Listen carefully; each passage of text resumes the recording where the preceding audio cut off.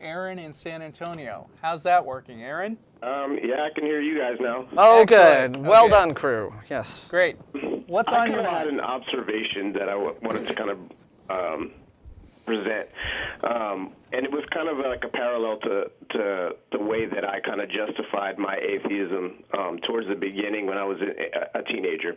And one of those things was I would use kind of social examples of why I don't espouse to, let's say, Christianity in particular.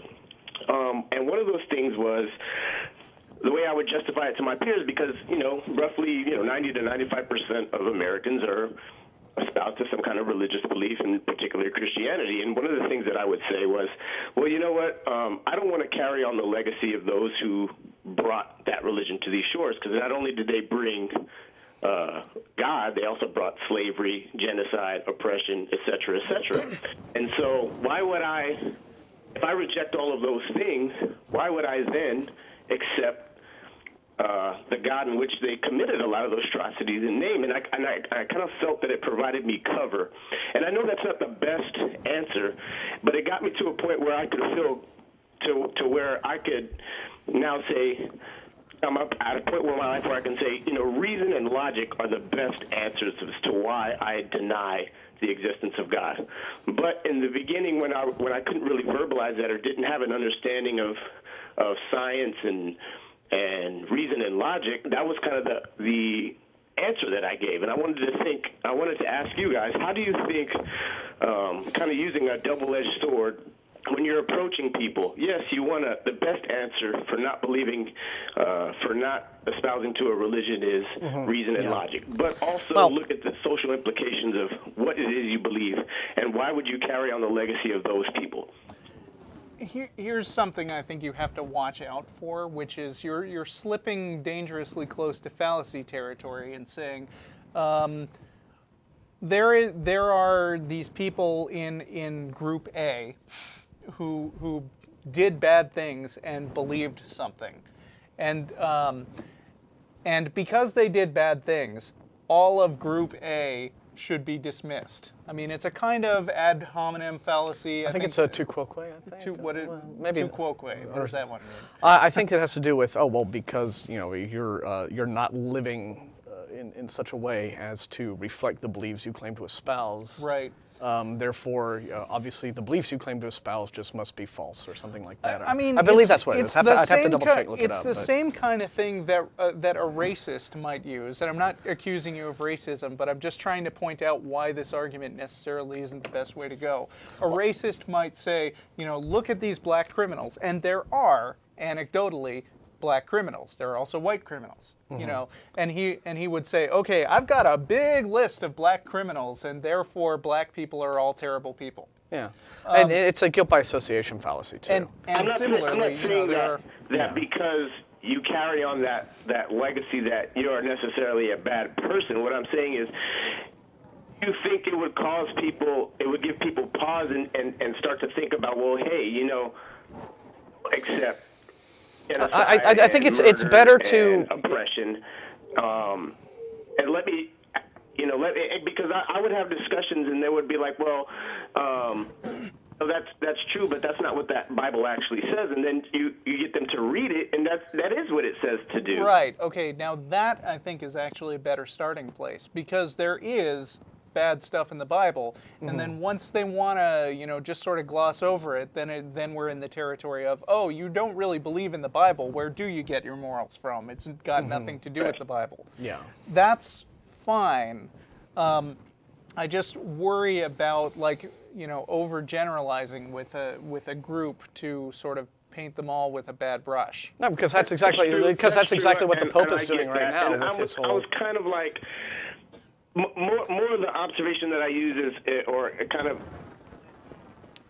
think about this was, I think people in general,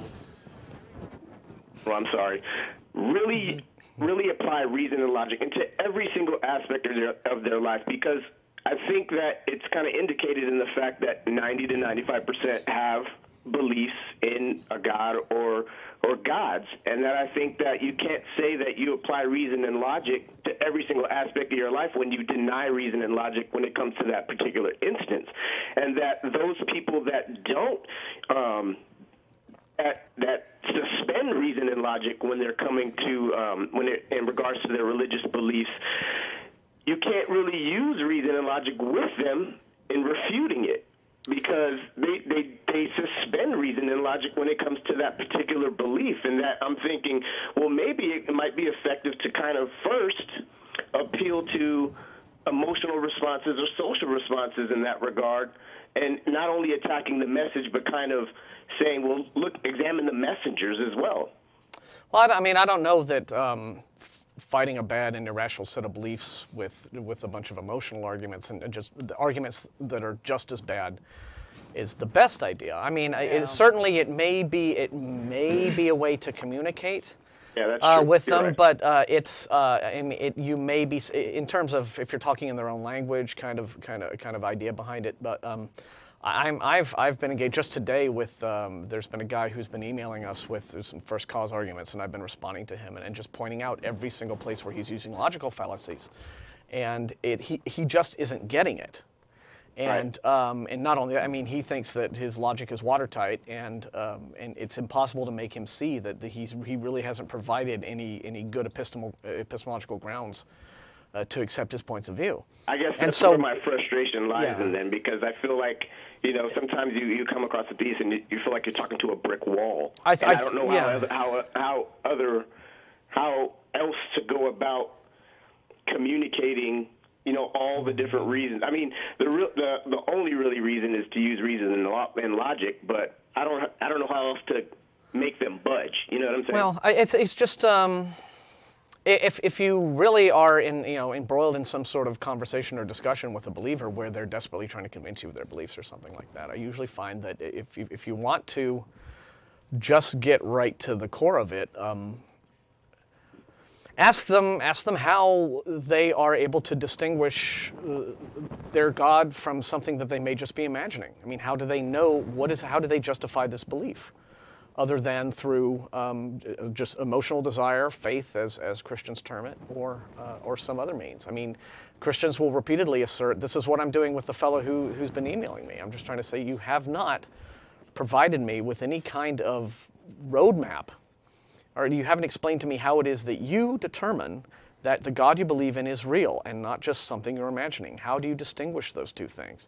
And he's not answering it. He's trying to evade it. He's trying to dodge it. He's trying to project all the flaws in his arguments onto me, but he's not addressing that very basic point. Now, so even when you do that, even when you come up with something like that, there's no guarantee that they'll respond to it or even know how to respond to it, but it is possible that you still might irritate them enough to make them think about it, and that's not, a waste of time fully, I don't think. And I guess it's hard because I think we're asking, when you like debate science, so let's say if you take evolution for example, and you're trying to explain reasons for the world or reasons for life in an evolutionary term, and you're fighting with, I took evolution in biology my freshman year for maybe half a semester, and you're going up against 14, 15 years of indoctrination from the get-go, and it's kind of an uphill battle. Well, I mean, first of all, there's a lot of independent reading you can do on the subject to equip yourself for those conversations, other than just, outside of one semester of education. And second of all, I mean, how should I say this? The stuff that they're coming at, the stuff that they're coming at you with, they're trying to act as if their point of view has scientific credibility of some sort.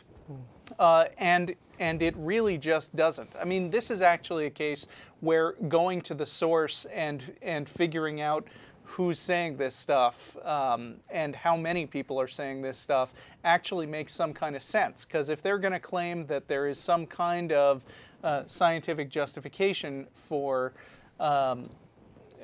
creationism, then they have to realize that basically there are very few scientists who will make any kind of scientific case for this stuff, and most of them outright dismiss it. I mean, on this particular area. Well, another way that you can probably address this whole way in which believers compartmentalize, as you mentioned before, right? Right.